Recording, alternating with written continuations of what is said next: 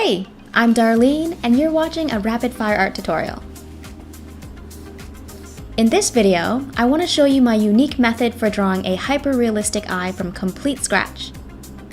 I'll walk you through step by step and give you all the details you'll need so you can follow along. Let's begin. These are the materials I'll be using. They'll be listed in detail down below. You don't need all of them. If you only have an HB pencil and a solid eraser, that's completely fine. Don't let the lack or difference in materials discourage you. I'm using a mechanical pencil with HB lead to start. If you want to use only one pencil for the whole thing, I'd recommend a 4B, because it's very flexible regarding the range of values it can easily reach. The first step is to draw a very light circle. I like to hover my hand over the paper and make circular motions. Once I'm confident with that motion, I'll lower my hand and draw the best circle that I can. If your first attempt at drawing a circle looks like an oval, don't even bother to erase it. Just draw additional lines around your oval until it slowly forms a more circular shape. If you're finding it really hard to get past this, just trace something circular and move on to the next step. The next step is to decide on the slope, or angle of the eye. It can be angled in this, or this direction, to varying degrees based on your liking. Use a straight edge to draw that line through your circle. It doesn't have to go straight through the center, but do try to keep it fairly close. The next thing we need to do is form the shape of the eye, starting first with the inner corner. For this eye, I'm going to draw a large corner on the left, right outside of the circle. You can kind of draw any unique shape you want, a triangle, a deep bowl shape, a droopy one, etc. Try to make it unique.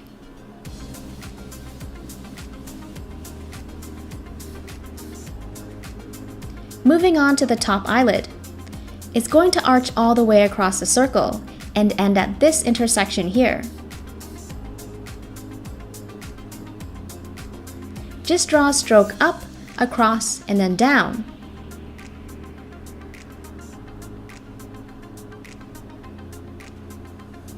End your stroke at this point here.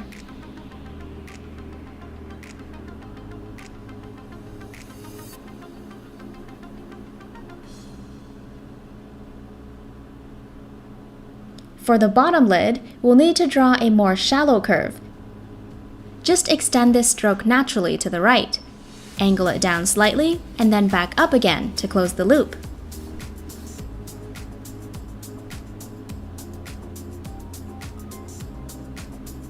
That completes the eye shape.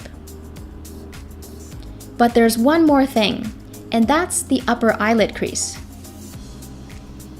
This crease forms when we open our eyes. Just use the shape of the top eyelid as a rough guide to follow along. Starting at the edge of the circle, I'm going to draw a crease that stretches all the way to the right, ending above the straight line.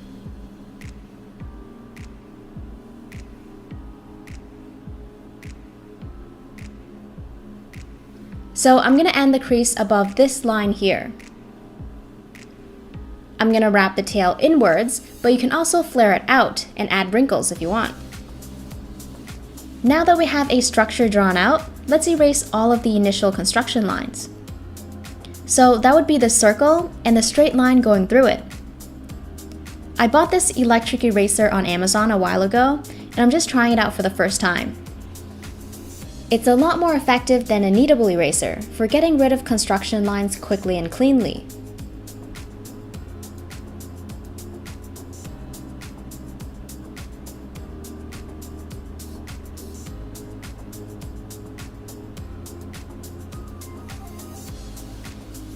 Time to draw some details in the eye.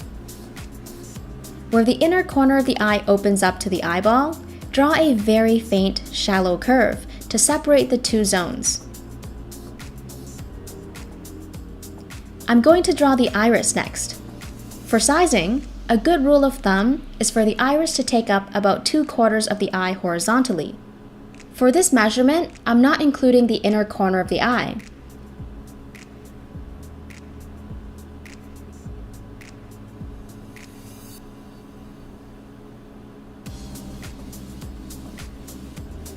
If you want a perfectly shaped iris, draw a full circle and then erase parts that fall outside of the eyeball.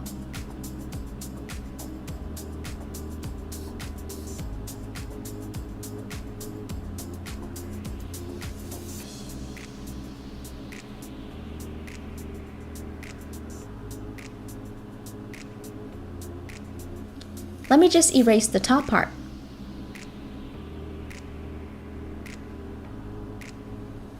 The next step is to faintly outline our main highlight.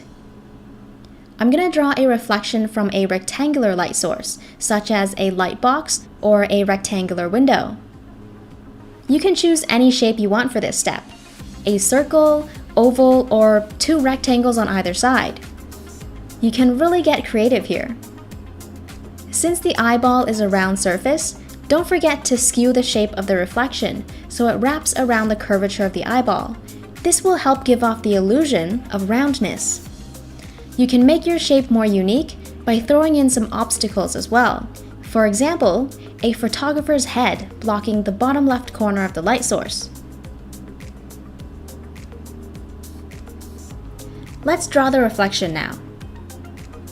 You can draw yours anywhere, but I prefer to place it inside the iris for an intense contrast after all the shading is done.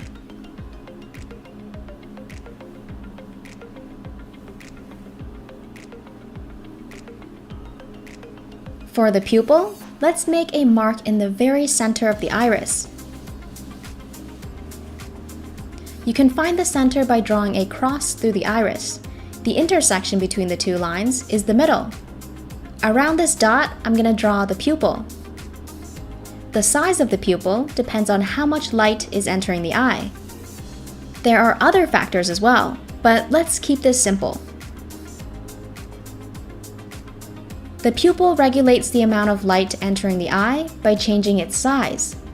It will get wider in the dark and narrower when there's light. With that general bit of information, choose an appropriate size for your pupil while taking the environment of your drawing into consideration. Is your subject in a bright, dim, or dark room? I think this is a good size for mine. Before you shade the pupil, you can add a reflection inside or going through it. I'm just drawing a random wavy shape, and then I'm going to shade over it about 80%, so it's barely there, but it's still somewhat noticeable.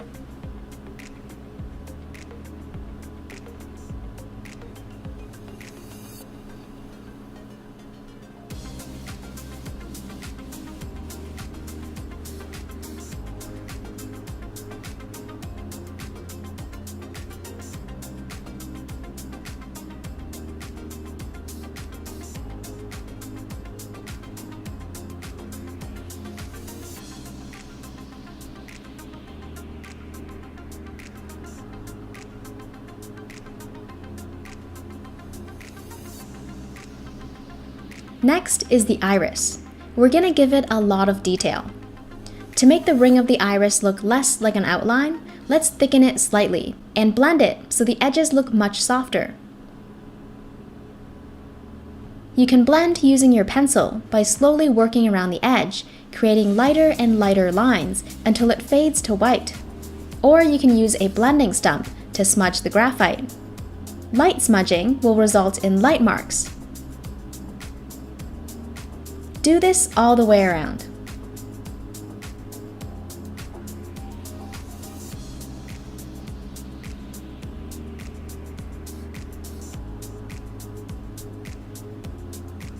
Next, we're going to shade the entire iris while keeping the highlight the lightest. We want to keep it as clean as possible. If you're drawing a light colored iris and the outline of your highlight is fairly dark, you might want to lighten it up before you start shading.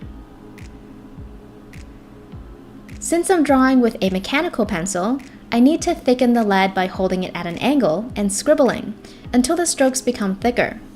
This will help you shade more smoothly. When you shade with a pointy or thin edge, it's going to look really scratchy. It'll be very difficult to shade smoothly. Remember that thick strokes are easier to blend. Also try to keep your strokes close together for a smoother texture. Just give the iris a light shade of gray for now. It doesn't have to match the iris ring. Okay, let's think about the lighting for a bit, and how that affects the eye and where we should add shadow. Based on the reflection in the eye, we can tell that the light comes from the top right. Since the eyelid comes out in front of the eyeball, there's going to be some light blockage just below the top eyelid. Let's draw that cast shadow on the iris, since we're only focusing on the iris right now.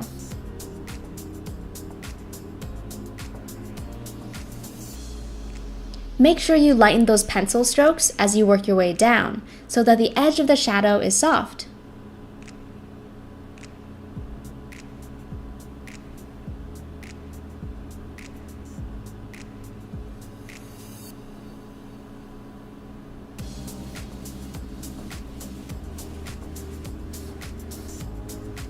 If you want the iris to be a darker color, you can shade it further. That's totally up to you.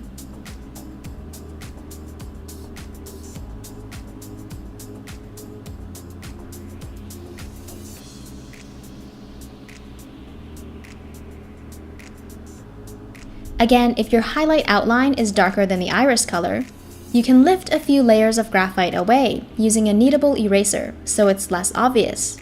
Just roll your eraser to a fine tip and dab lightly. If you don't have a kneadable eraser, try to shade the iris just enough so that the outline is barely visible.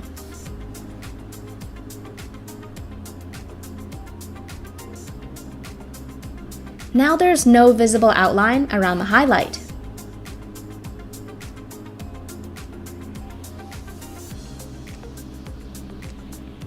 If you want, you can leave the iris like this. But if you want to give it a lot more detail, please continue. Draw a faint wavy ribbon surrounding the pupil.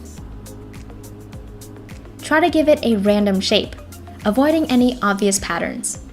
The more random it is, the more realistic.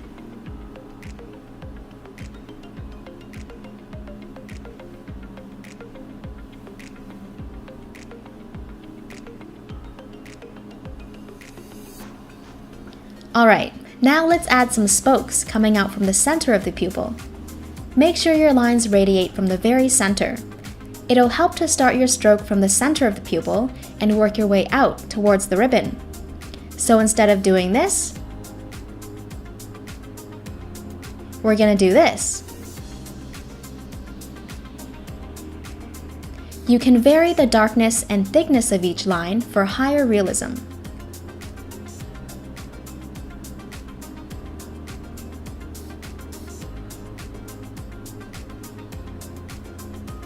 Imagine the lighter space between each of these spokes as a piece of thread. Some of them are straight, others can be curved, but what they all have in common is they generally radiate outwards from the very center of the eye. These threads disappear into the hole, which is the pupil.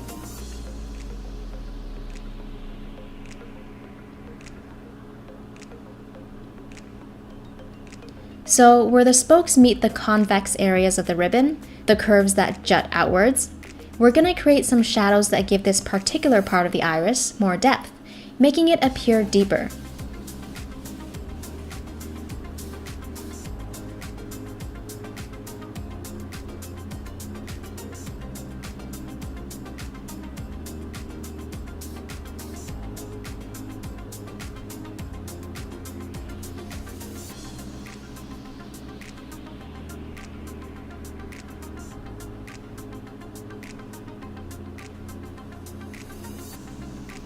To create a more realistic edge to the pupil, round off the end of each thread, ever so slightly.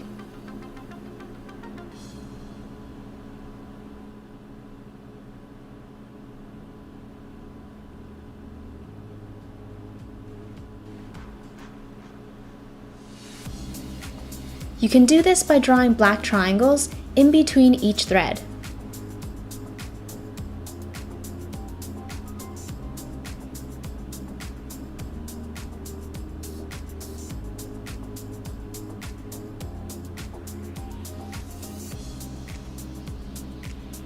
So we worked on the inside of the ribbon, but there's also the outside.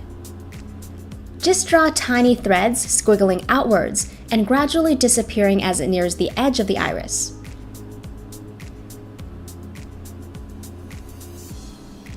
While you're doing this, make sure to keep a small distance from the ribbon and give it an even amount of thickness all the way around. Try to keep everything outside of the ribbon very subtle.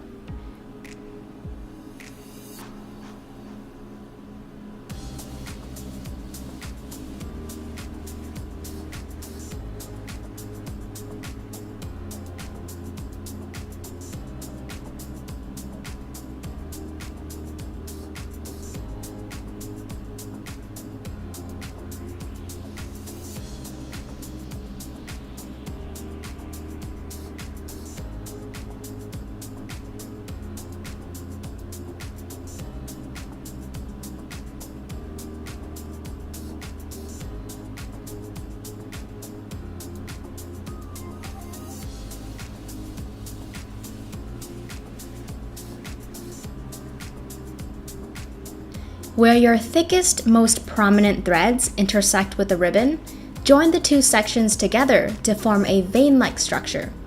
I'm doing that by rolling my eraser to a fine tip and erasing graphite along areas that separate the ribbon from the thread.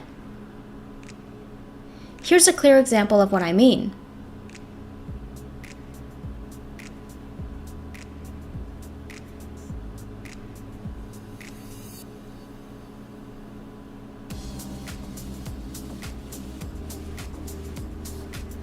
Once all the threads are drawn, you can randomly darken the spaces in between to add depth to your iris.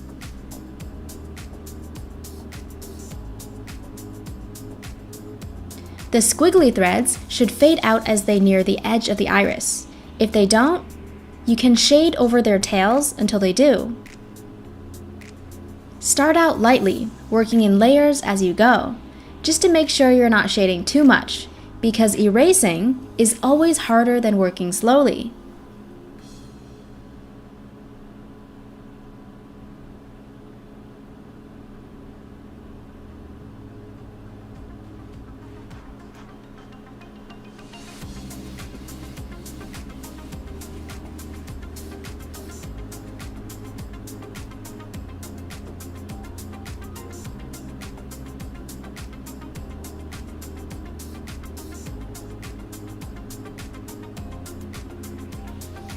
If you're happy with your iris, move on to the next step.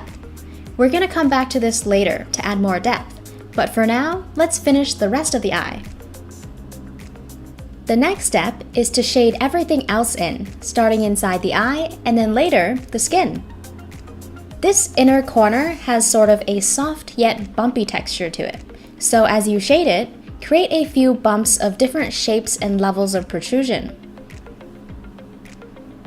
For more info on how to shade, click on the video above or in the description box below. Try to keep the shading fairly light for now.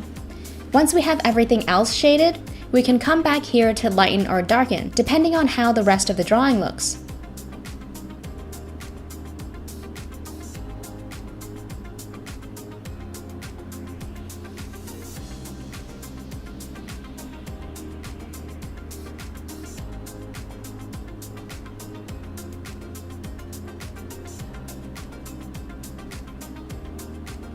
The eyeball looks very flat right now because it's a single shade of white.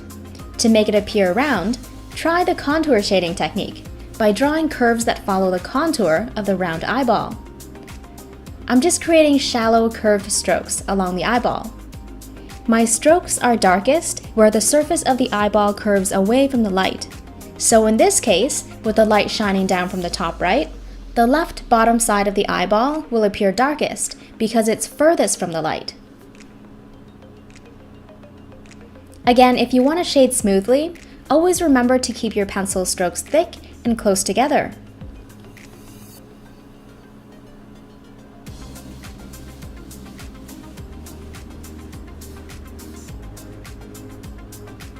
Surfaces that face the light directly will be the lightest. Overall, the right side of the eyeball will appear brighter than the left side because the light is coming from the right.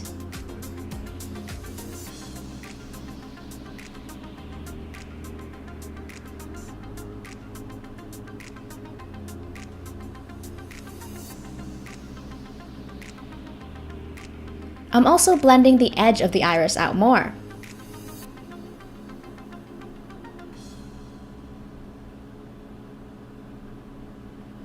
You'll notice that I'm completely shading in the eyeball, leaving the rectangular reflection as the only thing that's white. This will make it pop out like crazy.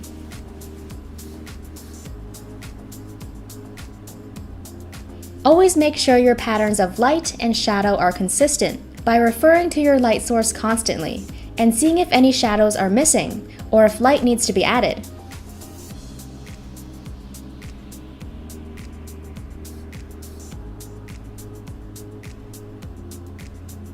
Remember when we added a cast shadow right here because the eyelid was blocking light from reaching the eyeball?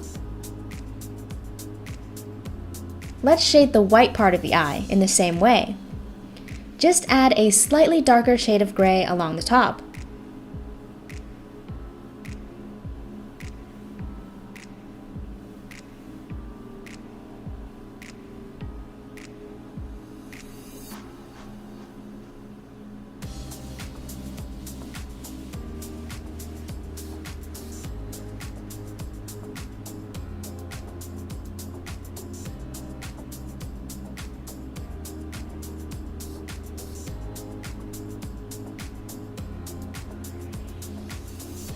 Okay, we're done shading inside of the eye for now. I want to draw a few details along the skin before shading it. Over here, we sometimes have small wrinkles that stretch upward towards the eyelid crease. Just using some branch-like strokes to indicate those wrinkles while keeping my strokes light. Another detail is a small ledge that runs along each eyelid.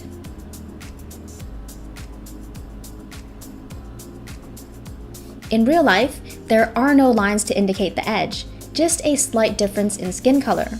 So when you draw this line, please keep it as faint as possible. The more the top eyelid comes down or closes, the less we'll see of the upper ledge. Let's use the contour shading technique to shade the skin. Just follow the shape of the eyelid or the crease and fill in the skin color slowly. So instead of shading in this direction, we're simply going to follow the eyelid shape.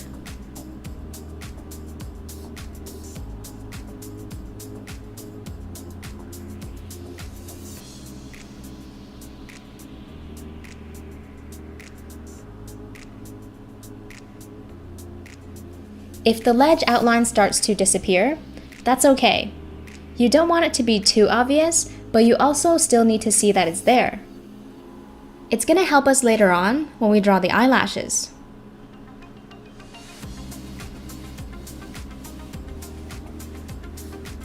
I like to work in layers.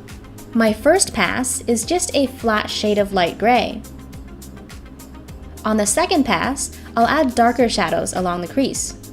The darker the shadow is, the deeper the crease will appear.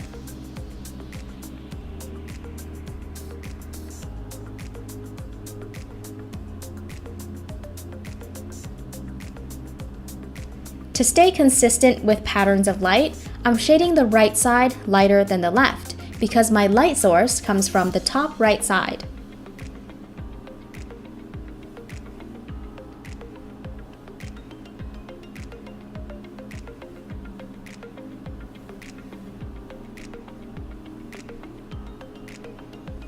My shading is darkest near the crease and becomes gradually lighter as I work away from it.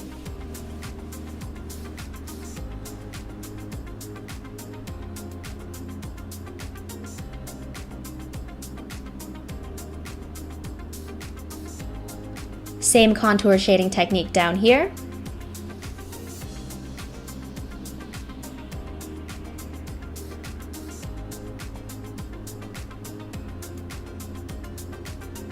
At the bottom of the eye, it's okay if your pencil strokes aren't completely smooth, because the strokes can conveniently be interpreted as wrinkles.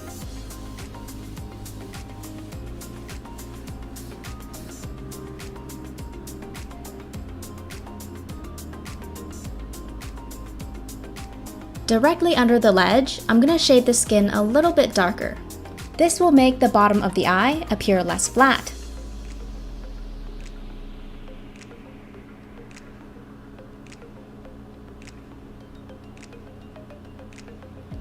As I'm doing this, I'm trying to make the ledge outline blend in with the skin.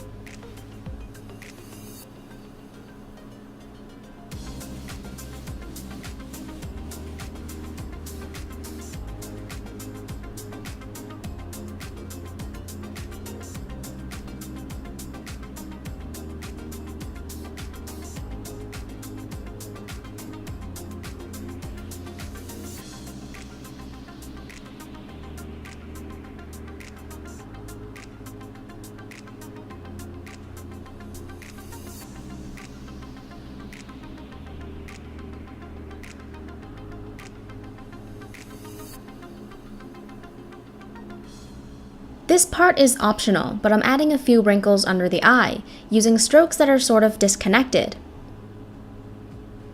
The darker the stroke, the deeper and more unrealistic it will appear.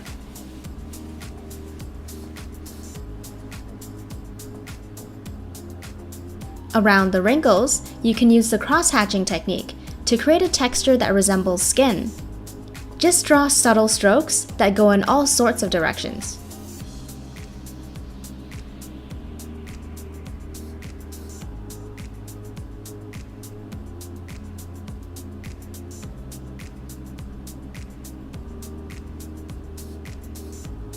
Let's shade up here as well.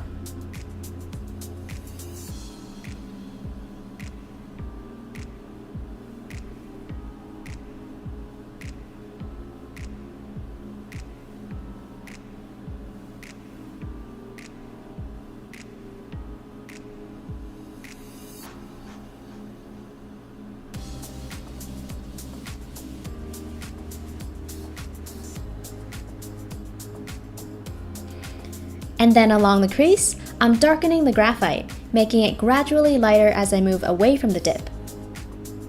This will make it look like an actual crease, instead of just a line on the drawing.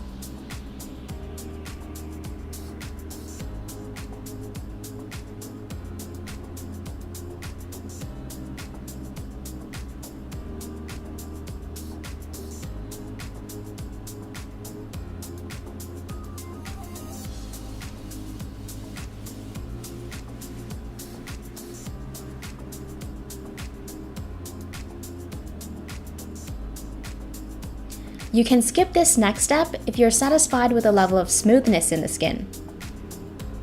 It will remove a small layer of graphite, making your drawing appear a little bit lighter, so beware.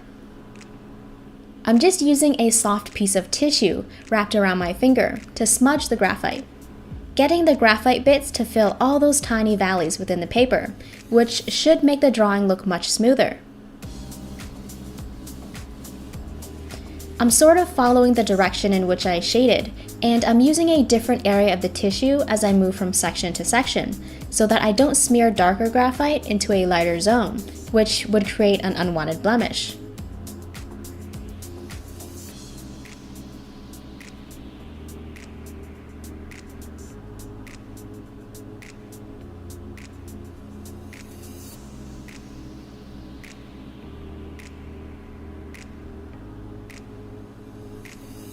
I'm also avoiding everything inside the iris because I don't want any of those details to be blurred and to keep that reflection clean.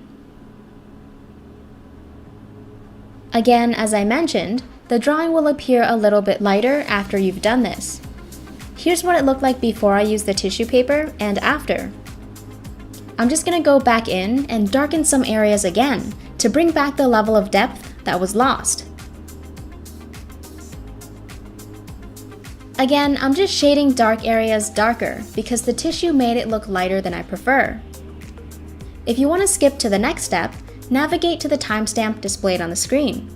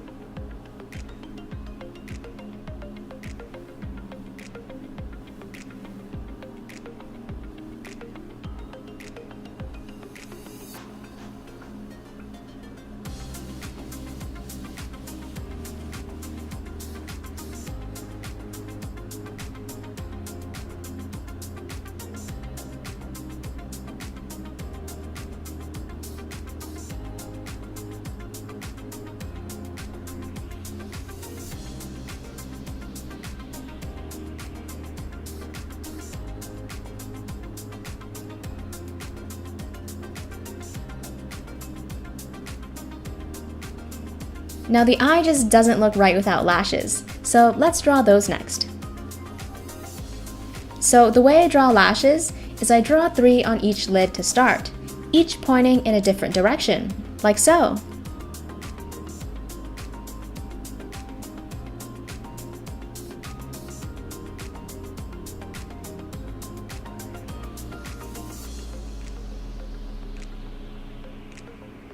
Once you have the 3 lashes drawn on each eyelid, the rest should be very simple to fill in.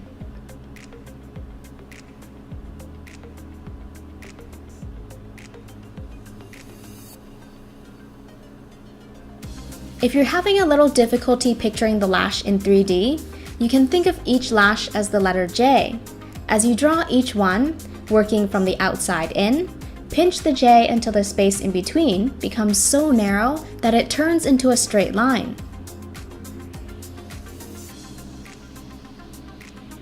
Now, if you want to be safe and plan out the shape and position of each and every lash, you can do so by drawing them in very lightly, so they'll be easy to erase. This step is best done with the pointiest edge of a thin mechanical pencil. Mine is a 0.5 millimeter.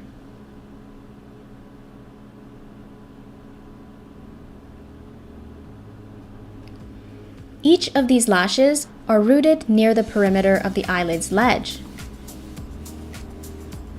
Try to keep your lashes close to that, but avoid drawing them like a row of perfectly planted crops because these hairs grow in a more random fashion. Here's a clear example of what I mean.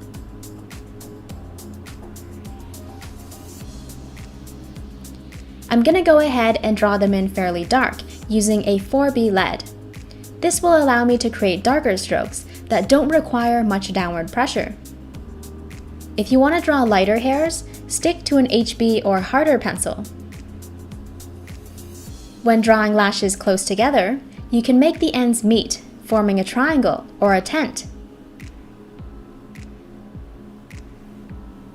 Keep in mind that some randomness will look a lot more natural.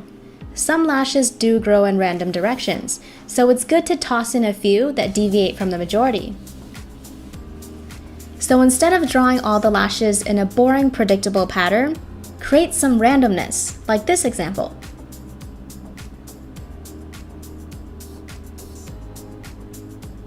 Here are a few more things I want to mention. The bottom lashes are usually much shorter and thinner than the top, and lashes closer to the inner corner of the eye, whether they're on the top or bottom, are the shortest and thinnest of them all. When you're drawing lashes on females, don't forget that you can give her mascara. For anyone who isn't familiar with mascara, it's a thick black liquid that you can apply to your lashes to make them appear thicker and fuller. Now I know some of you like to watch the whole process, so I'm not going to cut this part short. If you want to go to the next step, please forward the video to the time indicated on the screen.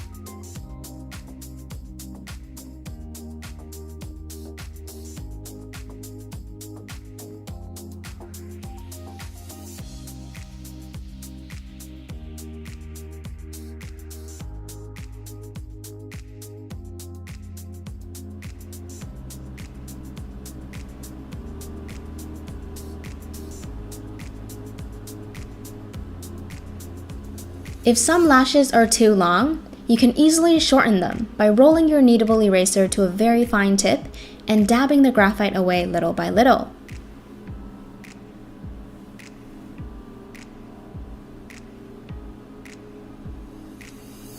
Okay, I'm done with that. Now, since I added a new element to the drawing, lashes, I will need to include a few small details resulting from that addition. With these new lashes growing out of the skin texture may look slightly different than before. What do I mean by that? Sometimes a bump may form at the root of a hair. Here's a really exaggerated example of what I mean. Some people may have larger bumps than others, and some none at all, from my observation. So if you want, you can follow me with this step or skip it completely. It's up to you. Such bumps will create shadows, no matter the size. Let's shade the bumps along the root of each eyelash.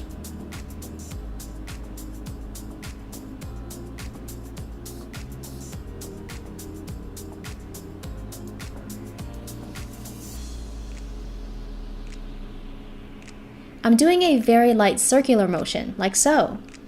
I'm being really sloppy because the skin here is almost hidden behind the thick wall of lashes.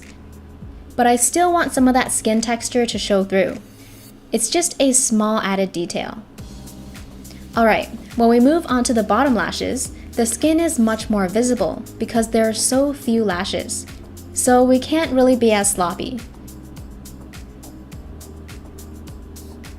Let me draw another diagram, zooming in on the hair and skin bump. The light comes from above, so the shadow will be located at the base and underside of the bump. I'm shading in tiny circular motions for added texture. This diagram is also exaggerated. Let's draw more subtle shadows than that.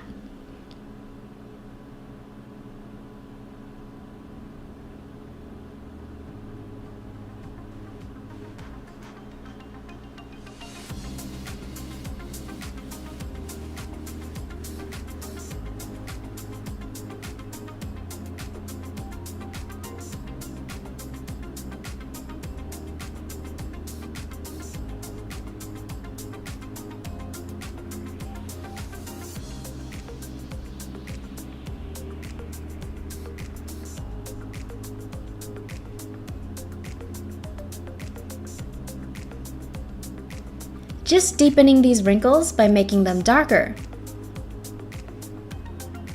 Here's a little test for you. Do the lashes affect anything else in the drawing? If so, what is it? If you said that they block light, creating cast shadows, you're correct.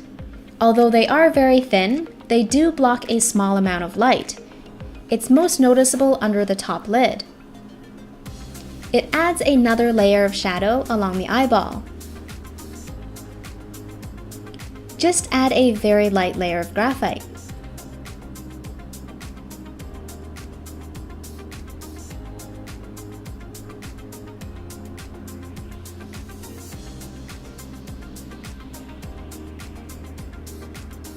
Since we're working around this area already, let's add a bunch of lash reflections at the top of the rectangular highlight.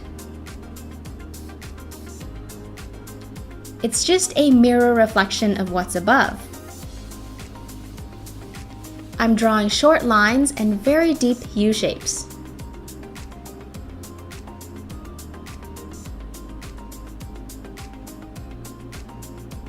Hold on, let me add some darker shadows here. These are singled out cast shadows from the eyelashes above.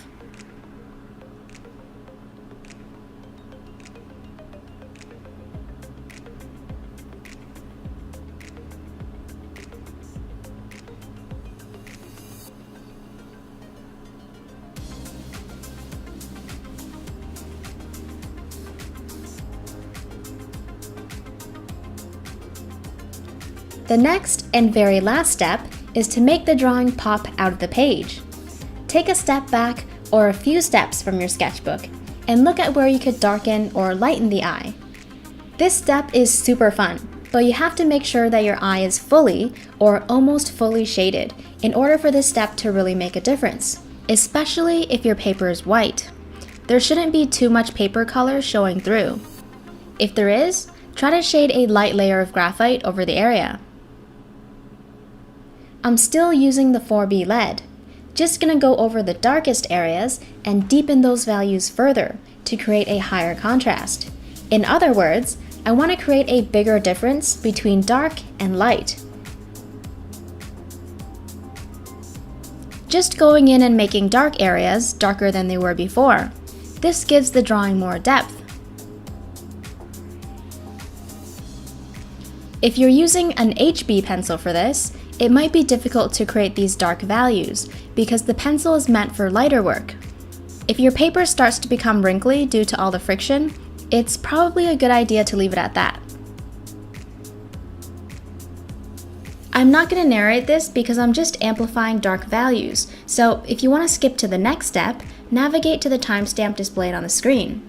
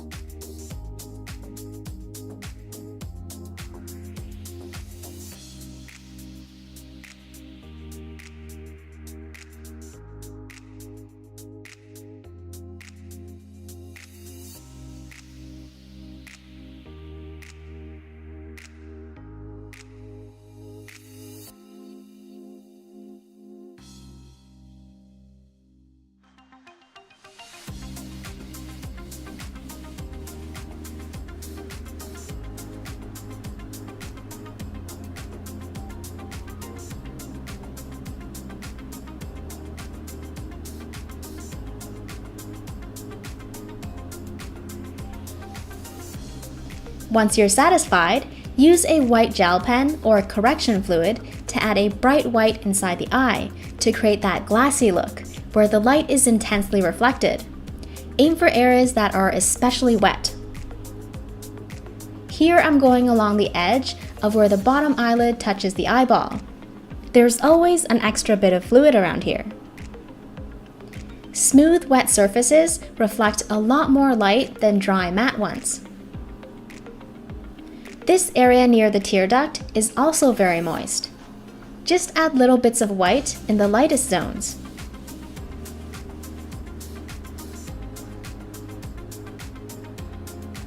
Just gonna use this gel to increase the size of the main highlight and clean up some of those eyelash reflections.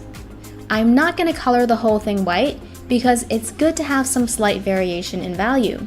It's very rare for a large area to be completely white, or on the other hand, completely black.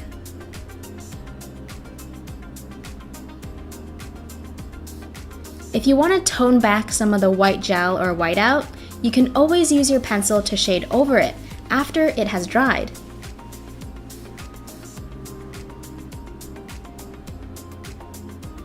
If you don't have a white gel pen, pencil, crayon, or correction fluid, just use your eraser to lighten these zones as much as you possibly can. Just doing a final check. I might as well darken some of that detail in the iris, amplifying those darkest zones for a more dramatic look.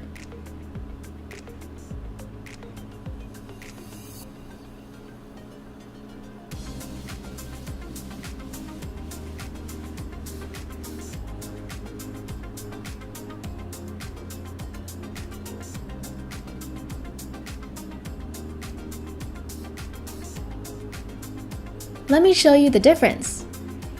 Here's the iris before and after. It looks a little deeper.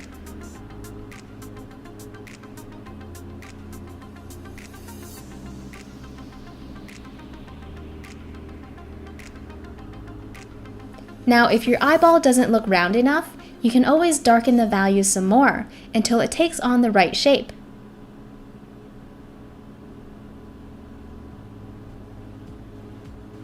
Just remember to keep the value transition very gradual. A hard edge, such as this, may break the illusion of a round surface. For more info on how to shade, click on the video above or in the description box below. Alright, I hope you guys enjoyed that and found it easy to follow. If you did, please give the video a thumbs up and let me know how it went for you in the comments. Also, if you have any questions, I'd be happy to answer them. Thanks for watching, and don't forget to subscribe to my channel and hit the bell icon to get notified every time I post a new video.